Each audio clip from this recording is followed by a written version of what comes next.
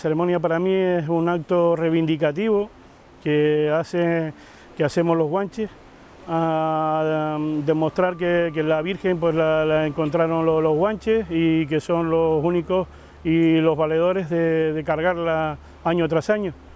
En lo que se representa es pues el amor y la devoción del pueblo aborigen hacia la Virgen. Por tanto, es una obra de teatro que no intenta representar la historia del pueblo guanche, ni mucho menos, sino lo que representa es cómo los guanches se encontraron a la Virgen y la asumieron como algo suyo en ese momento. Antes no era sino esos dos señores corriendo delante de la Virgen allí, uno con el de la piedra primero y después el del cuchillo y huyéndole y tal, y después el rey guanche y los hacía ir a donde estaba la Virgen y una... Era como más espontáneo. Pero se reía uno. En un primer momento del hallazgo, es decir, llegan los guanches al campo y se encuentran con esta señora que no saben lo que es. Y entonces ahí entran dos guanches, uno con una piedra y otro con el cuchillo, a reconocer a la Virgen porque tal, y van haciendo tal, se van acercando a la Virgen por un lado y por el otro y agachándose y acercándose y con la piedra y con el cuchillo porque extrañaban a la Virgen, no, tal, hasta que la van reconociendo y van y se espantan y se echan a correr para atrás y entonces los guanches salimos todos brincando para atrás, uy, ahí tocando los pitos y tal, salimos todos brincando para detrás. Y se produce el hecho milagroso de que a uno se le queda el brazo tieso, el otro se corta y ya se asustan y van en busca del mensei.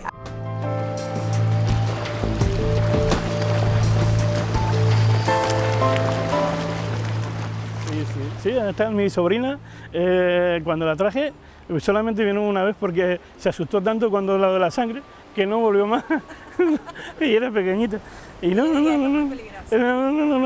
la sangre, y no vino más. Eso sí lo recuerdo. Y yo me acuerdo que esa era la pregunta siempre que yo le decía a mi padre, ¿y el hombre se cortó el dedo? No, eso ya está preparado, Y yo, pero ¿se volvió a cortar el dedo del año pasado? No, eso está preparado, ¿no? Yo pensaba que todos los años se cortaba el dedo, ¿no? Y no hubiera parado este hombre para cortarse el dedo. No gana para dedo, para tirita. Y entonces, pues eso sí me sortía yo curiosidad que siempre yo le preguntaba a mi padre. Siempre me decía, no, eso está preparado, Es más, yo al principio pensaba que... Yo no sabía que era para cortarle, o sea, un dedo a la Virgen. Pensaba que era... que él iba a tirar, él estaba amenazando con un cuchillo y que él como que se le resbaló el cuchillo del carno o algo así y se cortó en la mano. Pero cuando Danilo no lo explicó me quedé flipando. Dice, claro, pero yo no puedo llegar ahí, subirme a la Virgen y agarrarlo como si fuera un dedo, ¿sabes? Y si lo tengo que hacer desde mi distancia, y yo, ahora todo tiene sentido. Claro, en ese sentido, esa primera perspectiva y esa primera visión que yo tengo de la imagen, que naturalmente es como un flash, y que, bueno, son dos momentos esencialmente muy vinculados, ¿no? Diríamos a esa imagen, pero lo que de verdad me impresionó, me impactó, como no podía ser de otra manera, es cuando aquel hombre lleva, que yo no sabía que era una tabona, ni sabía cómo se llamaba, ni cosa por el estilo, llevaba su piedra y entonces me veo chorreando de sangre, ¿no? Que es una cosa espectacular, porque además es que es muy teatral, ¿no? Como es muy teatral la piedra y la mano que se tal, pero más tengo sobre todo la imagen de eso, no se me puede olvidar nunca, y es que tiene mucha fuerza dramática, lo tiene, por eso te decía yo lo de la teatralización, ¿no? Y después recuerdo, eso la tengo sin olvidar, sin que se me haya olvidado. Pero claro, el verle ese chorreo de sangre en el brazo y todo eso, claro, una cosa, imagínate, ¿no? También la inocencia del niño. Claro, yo me acuerdo preguntarlo. Y mi mamá dice, no te preocupes, niño, no te pasa nada. Yo me quedé así muy impactado la primera vez que yo tengo memoria de eso, claro, pues ya después ya la vi. Ahí hay un corte, salen del campo. Entonces esa sería la primera escena. Segunda escena, cuando vienen con el mensei. La llegada del mensei con el resto de guanches y empieza a discutir entre sí, entre ellos, teóricamente también con los demás, pero está más bien de acompañamiento. Hay tres personajes centrales, que son la piedra, el cuchillo y el rey, discuten.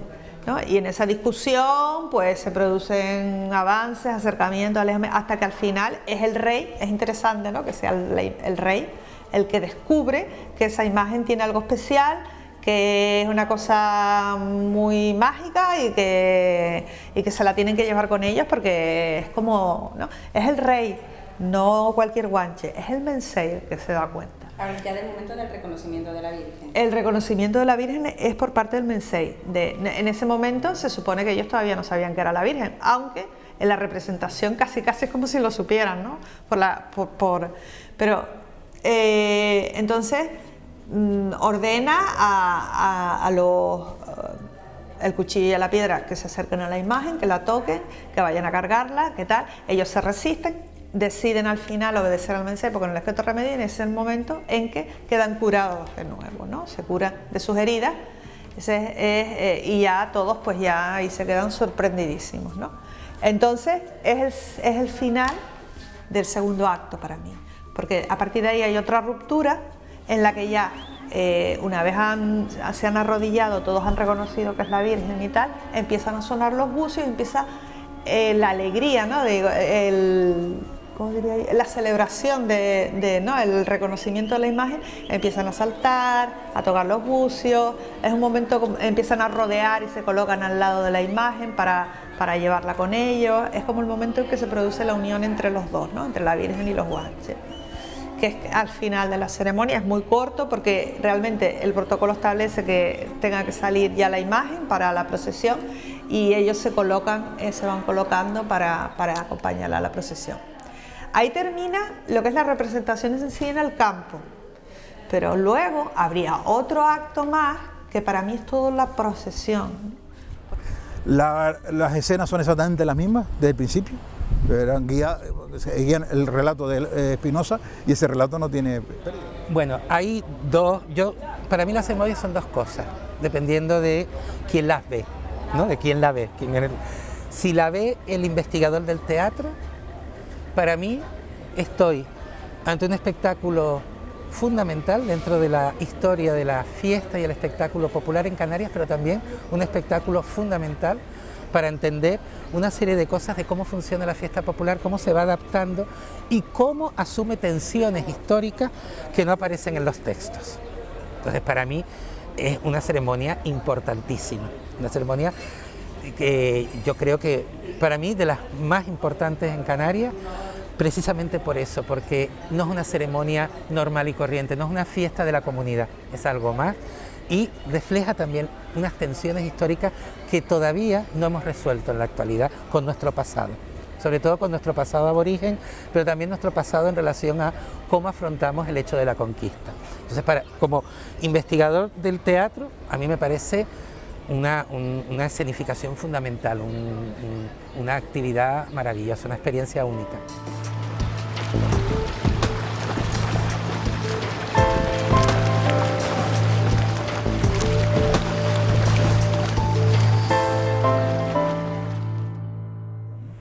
Bien, pues entonces cuando llegó Alonso Fernández de Lugo aquí en 1497, hizo una primera fiesta, la fiesta de las Candelas, hizo una procesión en la que los guanches cargaron, los descendientes de reyes decían, no sabemos si los descendientes de reyes o hubo otros guanches, pero lo cierto es que en esa procesión fueron los guanches los que cargaron a la imagen, por la playa haciendo esa primera procesión.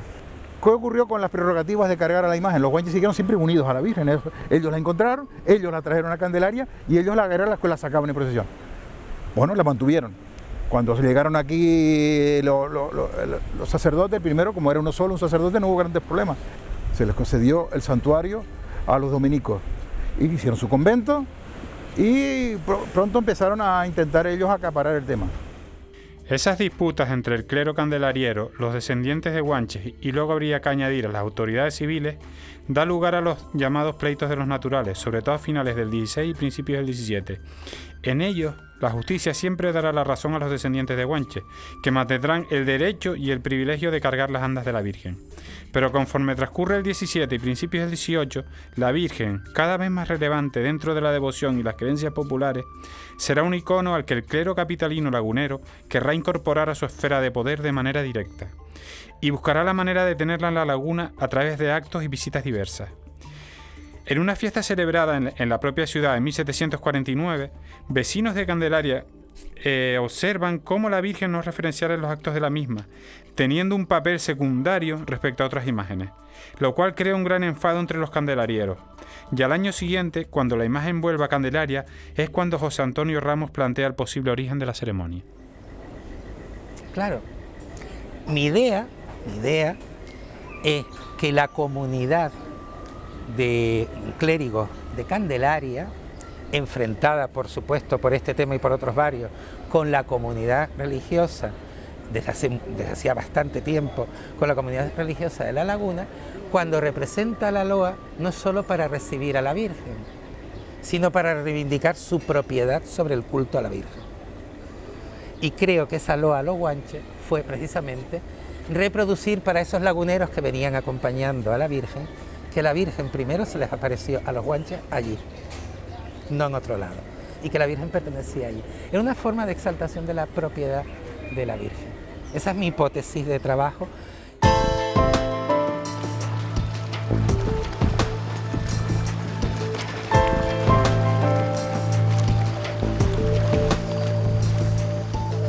Ellos, yo creo que más que una cuestión a la Virgen, que puede haberlo, ¿sabes? Que puede haberlo, no, que lo hay, ¿sabes? Esa fe hacia la Virgen, yo creo que ellos van más por la fe a sus antepasados, ¿sabes? Ellos van, recuerdo de sus padres, sus abuelos, ¿sabes? De sus antepasados, mi gente ha venido toda, y yo creo que es realmente un culto a los antepasados que un culto a la Virgen. Yo creo que sí, ¿sabes? A mí en realidad me encantaría ser pero es que en uno de realidad ellos, recordando a mi abuelo, a mi bisabuelo. Claro. Tiene lógica además. Y después siguió mi tío, Rafael Marrero, y después de mi tío dejó y siguió mi padre. Mi padre estuvo también muchos años. Mi padre tuvo unos 30 años, yo creo más de 30 años aquí en San Guanche. Y después seguí yo muerto mi padre a los 15 años, cosas así, pero por promesa. Yo estoy vestiendo mi guanche por promesa, no por devoción. Es que no hay palabras para explicarlo, porque sientes cosas que nadie lo va a poder entender, por lo menos por mí. Porque mayormente yo voy en la ceremonia por tradición, porque es una tradición que llevamos abuelos, padres, hermanos. Eso también es lo que nos pesa a nosotros, ¿no? Bueno, pesa no, sino lo que llevamos, digamos con orgullo, el peso que llevamos encima. Estamos manteniendo una tradición. Eso es nuestro, no hay quien nos lo quite.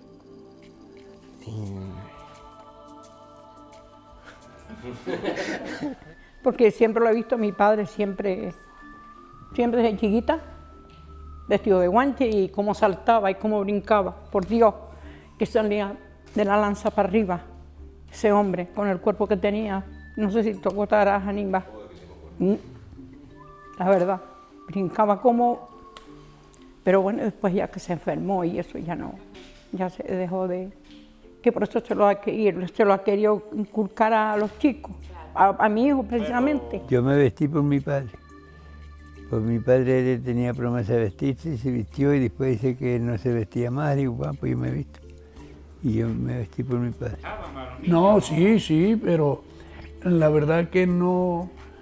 Mi padre, para descanse, fue cuando me cedió, ya dice, yo ya no puedo ir de guanche, ya viejito, ya y tal igual.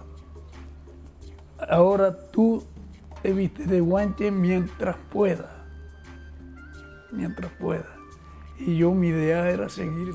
Y yo no lo hago tanto por el aspecto religioso. Tengo mucho respeto a la religión y muchas cosas que han conseguido y han hecho a lo largo de la historia, pero sobre todo lo hago por ese nexo, digamos, con mis antepasados. Y un poco por eso lo hago, por ese hilo conductor, digamos, que me conecta con mis antepasados.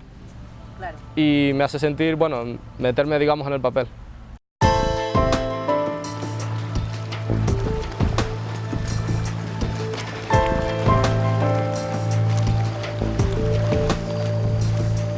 Yo creo, y este es el motivo por el que escogí esto, Yo creo que todo el valle, ¿sabes? El valle fue como yo que viví y me crié con películas de indios.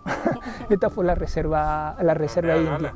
Esta fue un lugar donde concentraron una reserva donde concentraron a la población aborigen, ¿sabes? Para mí está claro, ¿sabes? Y además, porque no solo es de un solo lugar, ¿sabes? Porque a lo mejor hablaríamos de guanches solo de Guima, pero no, hablamos de guanches de toda la isla y encima que se comprueba de familias reales de diferentes partes. Mi padre se vestía de guanche y venía todos los años a la ceremonia del 14 de agosto. Luego me dejaron esa tradición a mí, mi madre me dijo que yo tenía que venir por promesa a la ceremonia y yo lo he hecho.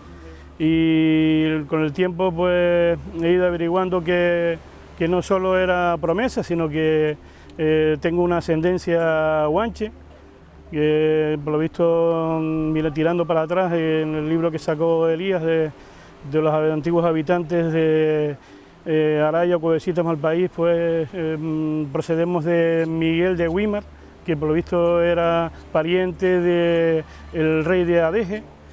Y eso ha hecho porque todos los años pues esté comprometido con la ceremonia. Y me empezó a interesar la cultura guanche, bueno, desde que era más o menos pequeñito. Y desde que Elías publicó toda la ceremonia guanche me había llamado ya la atención, pero nunca era como la rama de mi familia, no se vestía para la ceremonia y no tenía mucha conexión con eso. Pero cuando Elías publicó su trabajo, y me empezó a interesar más. Y a partir de ahí pues dije, mira, me apetece vestirme y ir a la ceremonia y tal. Y me pareció una forma, pues, no sé, de pervivir esa tradición también, de implementarlo en la rama familiar. Es que ellos ya ellos ya te lo dicen, ellos ya hasta ahora no tenían, han cambiado el discurso. Ellos tenían con la boquita de chiquita, ¿sabes? Ellos seré o no seré, yo qué sé, vale, yo soy apellido Guanche, pero es que, colega, yo soy Pérez, y un Pérez jamás, ¿qué coño va a ser un Pérez? Va a ser Guanche, o un Rodríguez, o un Marrero. No, ellos ya dicen, yo soy descendiente de Guanche, y eso le ha surgido poco. Y esa subida de autoestima los ha ratificado un montón en lo que están haciendo ahora.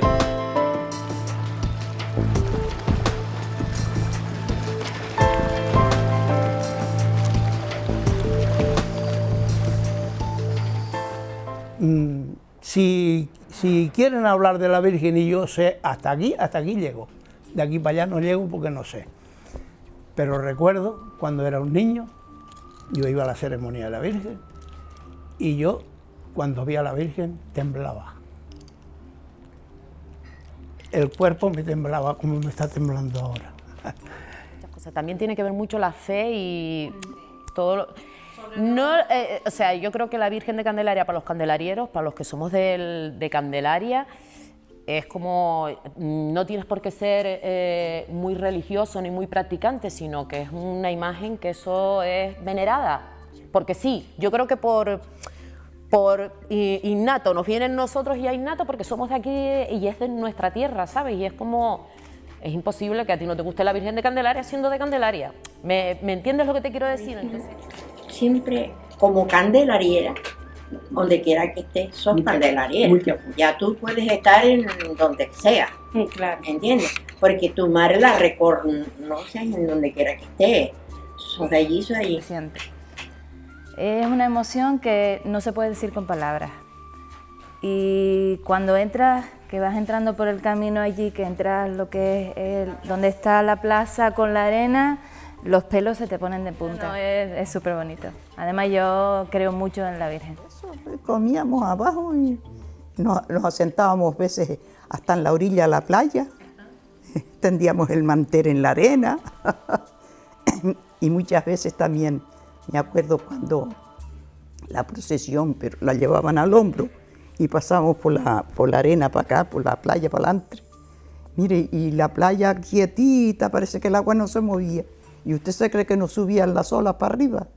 Pasábamos escarzas porque los guanches llevaban la Virgen al hombro y la pasaban por la playa y después por la calle La Arena para adelante. Y y parece que el agua se jalaba para abajo y no llegaba a donde estaba, donde íbamos caminando. Era muy bonito. Lo único que tiene de diferencia en Candelaria es que antes salía la procesión de la iglesia y se hacía la ceremonia en el campo, donde, en medio de la plaza como estoy hoy. Pero después tiene la dificultad que no tenía carro. Había que cargar al hombro. Entonces había que cargar en cada varal, cargaban 2 adelante y 2 atrás. Cuando llegábamos al canto allá de la plaza, en vez de virar para la calle de la Arena como viramos hoy, no, hay que bajar los escalones y bajaban por la orilla de la playa para adelante, a salir al campo allá. Entonces el agua subía para abajo y volvía, cuanto que salía la Virgen allá, el agua volvía a su puesto arriba. Pero muy bonito. Es importante, además funciona todavía en la actualidad. Que la Virgen salga de Candelaria es un problema, y no es un problema meramente económico. No es un problema meramente económico. Es un problema también de carácter simbólico, es decir, la Virgen está muy vinculada, en primer lugar, a la cueva, es decir, al espacio físico, luego en segundo lugar fue a San Blas, ahora a la Basílica, es decir, está, digamos, muy arraigada en ese espacio, no se la entiende fuera de ese espacio.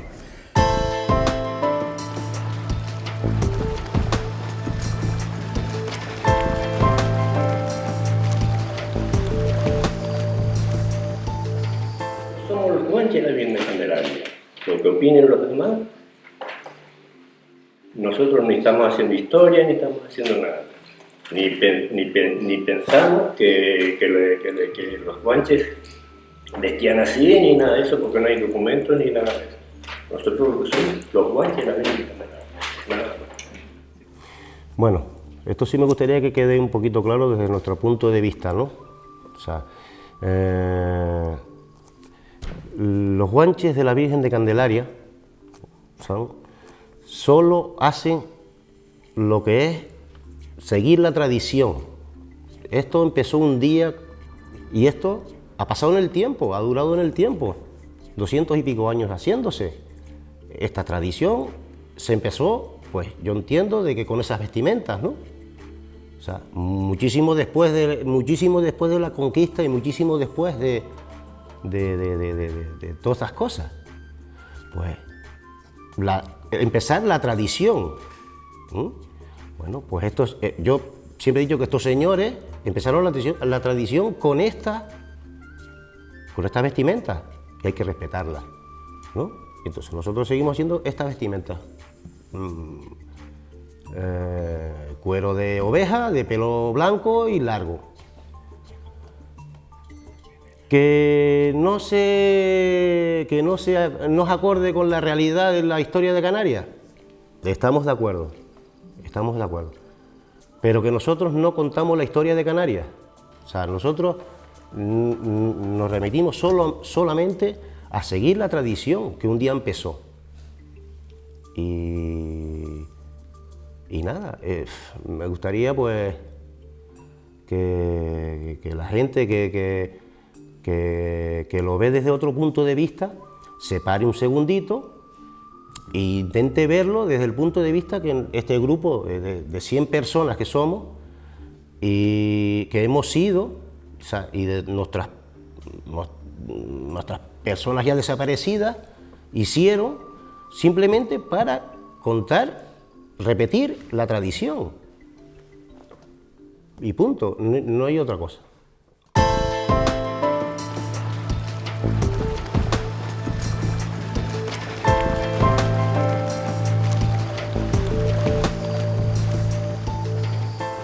Por eso la vestimenta que se lleva en la ceremonia a la Virgen de Candelaria es salea. Salea es el cuero de la oveja, pero nosotros lo que seguimos es la tradición de nuestros antepasados que hacían la ceremonia a la Virgen de Candelaria. Entonces eso, nuestros antepasados llevaban saleas que eran de cuero de oveja, pero oveja de lana blanca y larga. Y eso es lo que continuamos llevando. No, la salea es una oveja cuerada, el cuero de una oveja. ¿Sí?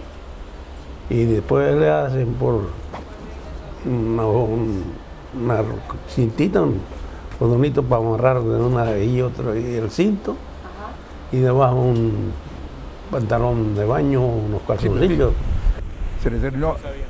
Esa es lo describen algunos autores de de pieles de oveja y de pelo más o menos largo, y además todos dicen que ellos heredaron las celeas y le hicieron las primeras recordando cómo eran las anteriores y se fueron transmitiendo de padre a hijo de generación en generación. Por tanto, desde que hay memoria y desde que hay algo documento escrito, la ropa que usaban en la ceremonia era esas aleas de piel de oveja, de pelo largo y de color blanco fundamentalmente. Bien, y así comenzó a representarse esa ceremonia hasta la actualidad.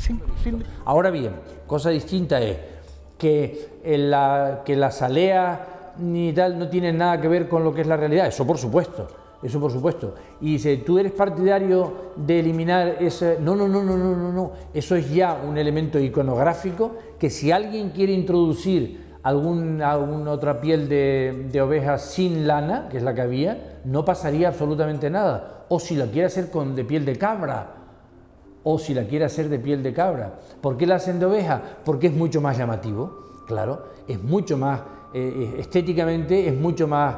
tiene mucho mayor interés, y eso se ha transformado en un icono canónico y no se puede quitar, punto. Ni yo soy partidario, a mí me gustaría que diríamos que fuese un poquito más, no digo más pura, sino que tuviese esas otras connotaciones, pero si ahora me preguntaran con sinceridad, y lo estoy diciendo con sinceridad, yo preferiría que se mantuviera tal como está ahora. Pero yo voy más al hecho de que es una representación teatral. Es decir, si desde el siglo XIX creo que la primera referencia es de Berthelot, la primera referencia segura es de Berthelot o por ahí, de los primeros años del siglo XIX, hablan de una vestimenta de esas características, es porque la gente que ha protagonizado esa fiesta ha decidido que esa era la vestimenta. Es que no tiene nada que ver con la realidad y es una representación teatral. Yo la interpreto y la asumo como a mí me dé la gana. Es como si, no sé, es como si Medea haya que representarla como decía Eurípides y no como un autor moderno o un director moderno la reinterprete y basándose en el hilo conductor de Medea le dé las vueltas que le dé la gana. Lo que representamos es la idealización de lo que la gente creía que eran los guanches, y eso es lo importante. Más activo, porque a veces la gente me dice, tú te disfrazas de guanche. No, yo no me disfrazo de guanche. Disfrazar gente disfraza para ir a los carnavales, para ir a tal, tú te disfrazas de otra persona. Yo me he visto de guanche para reivindicar un derecho que tengo de mis antepasados. Yo siempre con la gente, los amigos, me dicen, no, te disfrazas. No, yo no me disfrazo. Yo me he visto de guanche para reivindicar mis derechos, ¿no? Y eso lo llevo muy dentro y siempre lo explico para que la gente... Sí. Y eso lo explico a la gente porque la gente desconoce mucho. Resulta que hay un colectivo de personas, un colectivo popular de personas con o sin formación, que por devoción hacen un auto sacramental, que tarda más de 150 años y se mantiene íntegro en momentos en los que le han dicho a estas personas que lo que hacen está muy bien, pero en momentos en los que se han reído de ellos, les ha parecido anticuado aquello que hacen, y ellos lo han continuado haciendo. Y ahora viene y le dice que los guanches, las momias, no se vestían así, que sus joyas no eran así. Pues claro que no eran así, ni se persignaban, pero ¿y qué hace? Reinventa la ceremonia. Es que me parece matar el origen. Va más allá, es un campo de emociones, y lo que se da allí es emociones. Y si para ellos la emoción de la nobleza, etcétera, se expresaba a través de una vestimenta distinta a la que arqueológicamente era la correcta, es porque la arqueología en aquel momento no cumplía ningún sentido. Y es terrible porque los que dicen eso sí que son los que están maleando y contaminando la fiesta. Porque desde el momento en que los pongas a hablar y los vistas tal cual, es cuando de repente se te va el garete.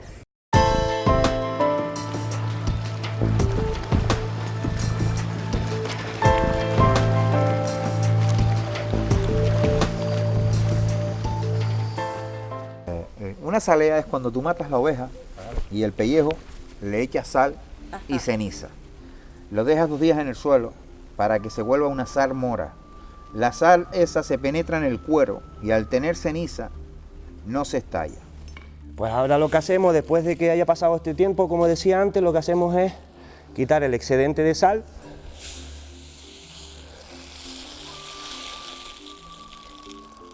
Y ahora empezaríamos con lo que sería el tensado el primer tensado que lleva el cuero. Ahora poco a poco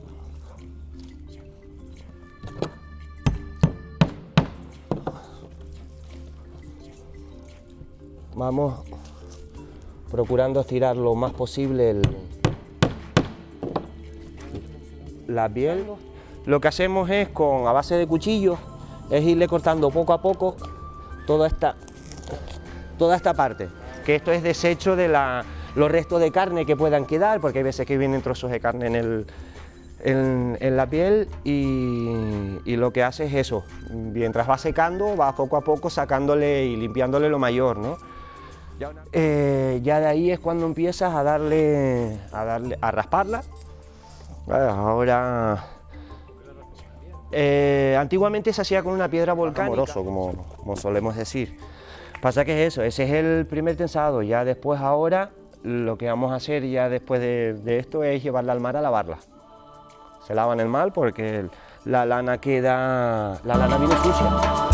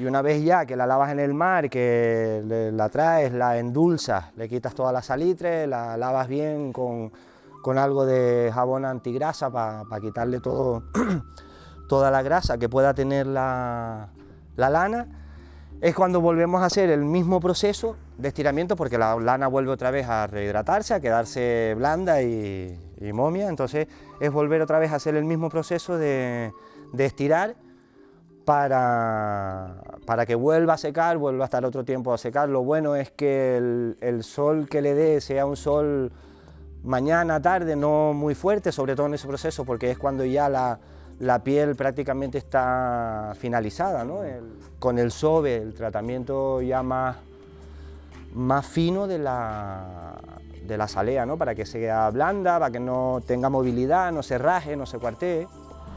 Y te pones asentadito en un banco con un cayado, como si fuera a sobar un zurrón. Lleva el mismo tratamiento, el mismo preparatorio que un zurrón de gofio. Tiene que quedar la pelleja suave. Estas zonas, tal, ya de antemano las puedes recortar. Ya le podrías hacer una limpieza, o sea, como dice, pues a falta de detallarla. Tiene su criterio, porque hay varios tipos de salea. Hay unas que van sobre un hombro y otros que se amarran con dos asillas.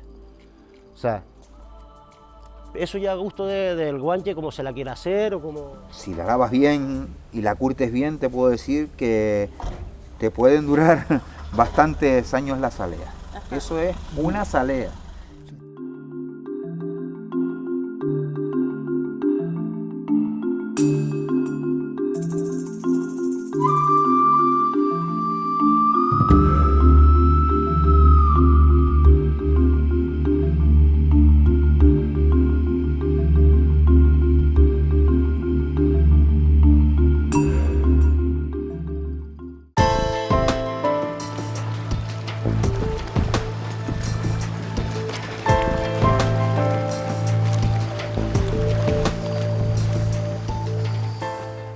Sí, hay una dicotomía cultural y económica y social. Es decir, Candelaria es un pueblo que tenía una dicotomía clara entre la costa y la medianía. La costa casco, porque el único pueblo que había aquí no existía ni Punta Larga, ni Calentilla, ni La Viuda, eso es posterior todo, es decir, era Candelaria, Casco y los 5 pueblos de la medianía. Los 5 pueblos, entonces, mientras Candelaria, Casco vivía de la pesca, es decir, los hombres vivían todos del mar, unos de la pesca y otros en la navegación de cabotaje. O sea, ahí estuvieron todos los hombres dedicados a eso. Y las mujeres aquí vendían el pescado que cogían los maridos o los familiares y trabajaban en la cerámica. Esa era la actividad de la costa. Las medianías no tienen nada que ver con eso. Todos los hombres de la medianía vivían de la agricultura y el pastoreo y las mujeres vivían de trabajar en la agricultura, aparte de cuidar la casa como las de aquí también, trabajaban en los telares, tejían, hacían ropa, es decir, eran una dicotomía, eran artesanas también, pero en este caso de los tejidos frente a la costa que eran de la cerámica. Y los hombres arriba dedicados a la agricultura y pastoreo, los de aquí dedicados al mar. Es decir, siempre hubo una dicotomía entre lo que era el Candelaria Casco, que era un pueblo de pescadores fundamentalmente, y las medianías que eran los pueblos ricos, es decir... No, los guanches, incluso ya hay guanches que vienen de fuera, pero los guanches son mayormente, siempre han sido de la parte alta de Malpaís, Covecitas, Araya y Candelaria y Gueste. Nosotros estamos haciendo la representación que nuestros antepasados, que sí son guanches, que eran... O sea, ya al final tenemos sangre, ¿cómo dice aquel? Sangre hispánica también, mezclada, pero que en su momento era eso, o sea, eran los guanches y eran de los de la zona alta, porque sí, o sea, la ceremonia siempre la han hecho los de la zona alta, o sea, esa gente que vivía en Malpaís, Cuevecitas, Araya, sí, y en las medianías, pero como sea eso, siempre hay gente aquí. Y esa representación que estaban haciendo es la que hemos continuado haciendo, o sea, tal y como lo hacían ellos. Sigue manteniéndose la gran mayoría, que, hombre, cada año vamos siendo más porque vienen desde varios puntos de la isla y demás, pero el grupo mayoritario, el grupo central más fuerte está concluido aquí, ¿no? en los tres municipios. Al final y al cabo hablamos con el tema de las tradiciones. Naces y el que va de guanche, que tiene un hijo, lo primero que intenta es de ponerle la salea, a ver, lo anima, ¿sabes? Y lo va engatusando, porque a ver, no es que llegues ahora, venga, pum, te vas y te obligo, no, ¿sabes? Cuando lo vas engatusando y lo vas haciendo de que el niño quiera eso. Que no sea impuesto, que no sea, no, porque es como yo voy, tú tienes que ir tú, no. Pero mira, y vas con los amigos, y vas con los primos, y vas con... Entonces eso, quieras que no, y le vas enseñando lo que significa también, ¿no? Entonces eso ayuda a que el niño lo absorba y lo aprenda a amar, ¿no? A interiorizar y a sentir lo que sentimos nosotros hoy en día, ¿no? Cada vez que vamos a hacer la ceremonia, ¿no? Que le dan ese valor. Ese valor sentimental totalmente, ¿no? Y de arraigo y de decir, pues, esto es mío, ¿no? Entre comillas. Sino que hay un elemento importante de cohesión étnica, sea esta real o fantasmática que diría nuestro querido Esteves, pero sí que hay una fiesta ahí que funciona y cohesiona a una comunidad, en este caso los guanches de la zona de Araya, Cuevecitas y toda esa zona que llamaríamos de medianía, ¿no?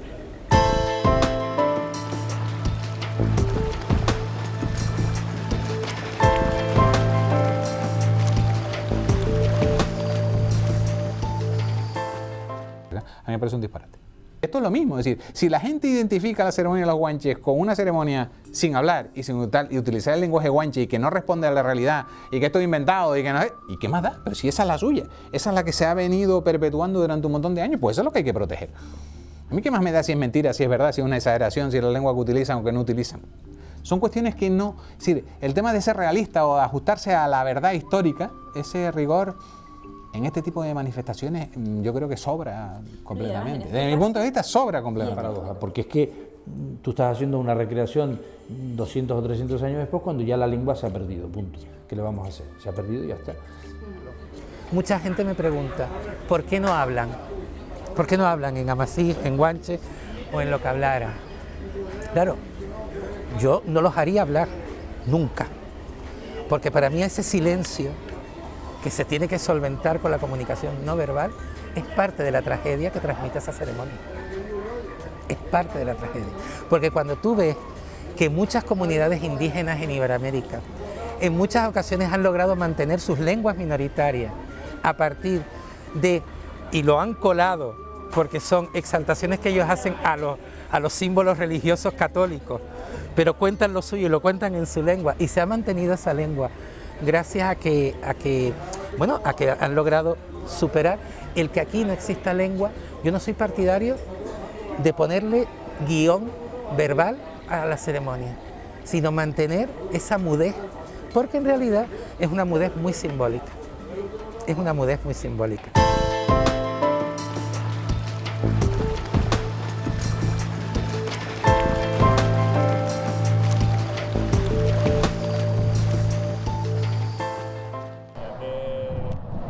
Yo entiendo que la ceremonia es el momento en el que los guanches representan la aparición o el encuentro de la Virgen en esta playa, desde que se coloca la Virgen ahí hasta que al final de la cuesta piden socorro.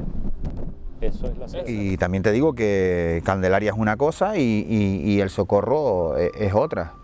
La ceremonia de Candelaria tiene su encanto y no hay ninguna rivalidad entre Candelaria y Güímar, y la de Güímar es que, por suerte, tenemos un campo grande donde se puede brincar, es donde apareció sinceramente la imagen, porque es la misma historia, ¿entiendes? Entonces no hay ninguna rivalidad, creo yo, entre los guanches de Candelaria y los de Güímar. Además, ustedes lo ven que tanto vienen a Candelaria los de Güímar como los de Candelaria vienen a Güímar, ¿sabes? Que no hay ningún pique ni... No tengo problema porque tengo también familia de Candelaria y Güímar y no hay ningún problema. Hombre, la de Candelaria quizás tiene más historia, por lo menos se ha visto, la tienen más documentada quizás, o está más conocida, pero realmente las dos para mí son bastante significativas y no tengo problema ni a ninguna de las dos y a las dos a la vez. El pique en un momento dado que puede haber entre las dos cofradías no es un pique malo ni mucho menos, ¿no? Porque al final y al cabo ellos son los guanches de la Virgen del Socorro, que si vamos nosotros allí somos uno más, vamos a apoyar y a estar con ellos, igual que cuando vienen los de Güímar aquí, y tienen connotaciones diferentes entre aquella ceremonia y esta, pero yo respeto, nosotros como los de Candelaria respetamos la de Güímar porque es su ceremonia, y los de Güímar respetan la de Candelaria porque es nuestra ceremonia, que somos, ¿sabes? Cuando estamos juntos, claro, cuando estamos juntos somos un grupo. A nosotros cuando éramos jóvenes y chicos se nos decía que se traía albahaca porque los peregrinos dormían en la iglesia y olía mal. El lugar no es como hoy en día, no era como hoy en día, de hecho, y se nos decía que la albahaca se traía para perfumar la iglesia. No te lo puedo decir, sé que es una tradición que yo creo que la albahaca es una hierba que huele muy bien, de pureza, y es una tradición de toda la vida. El gajo de albahaca en la oreja y traer el gajo de albahaca. Te ves a las mujeres con esas albahacas que están todo el año cuidándolas, que no se les llenen de cochinilla, ni de pulgones, ni nada, y que todo el mundo trae su gajo de albahaca y tú vas por la romería, oye, dame un cachito de albahaca, te lo pones en la oreja. Tal. Y eso es sagrado, eso no se lo toca a nadie, eso es el gajo de albahaca y tal. Incluso la iglesia también, que Cayetano te puede decir, ¿cómo que le enraman a albahaca y qué más? Con lluvia. Lluvia y no, paredes. Pero la albahaca no falta. No, la albahaca no falta. Si no hay albahaca no es lo mismo. No, porque desde que entré a la iglesia, el olor de la albahaca.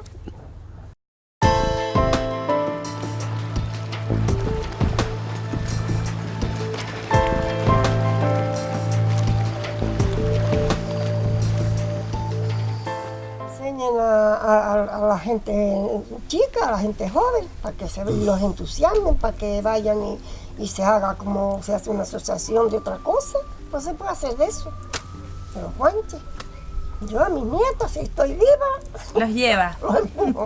Claro, de esa forma no solo conoce eso, el que lo ve, nada más que lo va a conocer, si eso está abierto, va a conocer eso todos los días que esté abierto, no solo porque habrá gente que vendrá a ver la ceremonia y conocerá eso ese día, pero los demás días no, y de esa manera lo estamos dando a conocer, la historia nuestra. Y entonces, que haya un punto donde los guanches se puedan reunir, debatir, hablar, que haya una zona de exposición para que los guanches, o sea, lo que son todos los reconocimientos que tienen, que son muchos, y yo ignoraba, se puedan ver, se conozca por parte del resto de la población, ¿sabes? De todo. Si no recuperamos y inculcamos a nuestros hijos la historia y tal, se pierde. Y un pueblo sin historia, estamos listos. Y entonces, claro, está diríamos, en la tradición popular, en el hecho vivencial, en la expresión literaria y en la expresión artística. La pregunta ya es decir, ¿hay quién de más? Pues hay quien de más. Si a estas alturas un hecho de estas características, ¿verdad?, no tiene todavía a estas alturas la consideración que tenía que haber tenido, estamos hablando de un unicum. Y entonces, claro, si precisamente los bienes de carácter de patrimonio mundial, una de las características es precisamente que sean distintos y únicos, pues es que esto es único. Pero como eso está vinculado además con no la tradición, sino con un hecho histórico de que son los descendientes de los guanches los que tienen derecho y opción de sacar la Virgen porque les pertenece a ellos, ¿no? Pues entonces, claro, es que no se puede pedir más. Ya puestos ahora a darle ya la otra dimensión que faltaba, que no es pequeña, es que es el eje central del proceso de cristianización de la isla de Tenerife. Lo importante es que ellos entiendan que están siendo parte de una enorme cadena, que es posible que haya empezado en el pleito de los naturales, pero no lo sabemos, que alguien en 1749 reivindicó que ese objeto era de la comunidad y que no se podía desarraigar de la comunidad, y lo celebra, y que a partir de ese año se empezó a celebrar rememorando ese episodio. Pero nada más, no tiene mayor ciencia. Hay que dejar que esa comunidad, ya que ha mantenido ese entusiasmo y esa fuerza, que lo siga haciendo, y cuando decaiga, decaerá y adiós. Y ya está. Pero bueno, quiero decir que esto es solo una línea de transmisión. La ceremonia tiene más de 250 años. Nosotros estamos en el medio, somos un punto en el camino de la ceremonia, ¿no? Entonces, a mí lo que me interesa desde ese punto de vista organizativo y de técnico de patrimonio es garantizar su permanencia, su transmisión y el respeto por la misma, ¿no? Que si ha habido una problemática que ha marcado mucho la ceremonia guanche a finales del siglo XX y principios de este siglo, ha sido precisamente el desconocimiento y la pérdida de la memoria oral, que hace que mucha gente no conozca el significado de ese rito, no entienda el porqué de las indumentarias y no sepa muy bien qué significa eso, ¿no? Y eso hace que se creen prejuicios respecto a ella. Ha sido el principal problema con el que me he encontrado. Y con el que ojalá cuando acabe mi tarea aquí pues haya logrado superarlo. No sé si lo conseguiremos, pero es mi objetivo final.